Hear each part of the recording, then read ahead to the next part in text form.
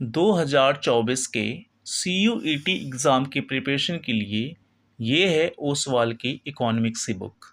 इसमें बहुत से मिस्टेक हैं। उन मिस्टेक से पहले हम समझते हैं इकोनॉमिक्स का सिलेबस। तो इसमें 11th और 12th दोनों का सिलेबस है, लेकिन 11th में सिर्फ और सिर्फ इंट्रोडक्शन टू माइक्रो इकोनॉमिक्स और कंज्यूमर बिहेवियर एंड डिमांड, इतना ही सिलेबस है। बाकी 12th में अपना मैक्रो इकोनॉमिक्स और इंडियन इकोनॉमिक डेवलपमेंट का सिलेबस है, जो कि कंप्लीट सिलेबस है। तो 11th में सिर्फ हमें माइक्रो इकोनॉमिक्स और कंज्यूमर बिहेवियर एंड डिमांड पढ़ना है, ना हमें प्रोड्यूसर पढ़ना है, ना हमें मार्केट पढ़ना है। लेकिन इनकी बुक में उसके टॉपिक भी दिए हुए हैं, जो कि नहीं होना चाहिए। यहाँ पर मैंने जो सैंपल लिया है, शुरू के 2 पेपरों का लिया है। पहले पेपर में क्वेश्चन नंबर 8, यहाँ पे मार्केट के बारे में बताया गया है। परफेक्ट कंपटीशन, मोनोपोली सिलेबस का पार्ट नहीं है।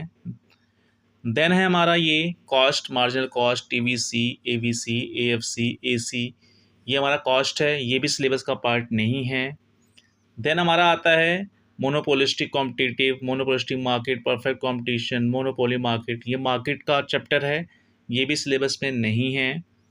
देन हमारा आता है TVC, TFC, TVC, TFC, TC, TFC, AFC, ये सब कॉस्ट का पार्ट है, ये भी हमारे सिलेबस में नहीं है।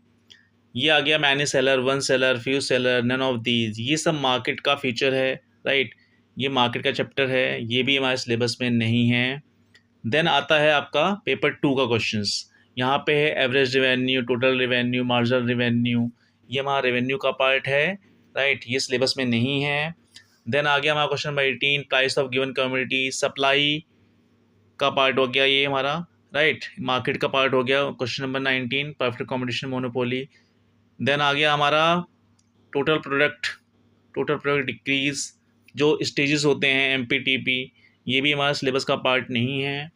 देन आ गया आपका मार्केट, फिर से आ गया monopoly, perfect competition, monopoly, perfect competition, ये हमारा CUT का सिलेबस का पार्ट नहीं है। देन आ गया आपका positive, zero, negative, none of these, marginal physical product, ये भी CUT का पार्ट नहीं है, इसको भी हमें नहीं पढ़ना। देन देखते हैं नेक्स्ट क्वेश्चन। ये आ गया आपका production function, supply function, supply वाले पार्ट का आ गया, प्रोडक्शन वाले पार्ट का आ गया, ये भी सिलेबस का पार्ट नहीं है। देन आ गया आपका question number 41, perfect combination, monopoly, duopoly, oligopoly, ये सिलेबस का पार्ट नहीं है।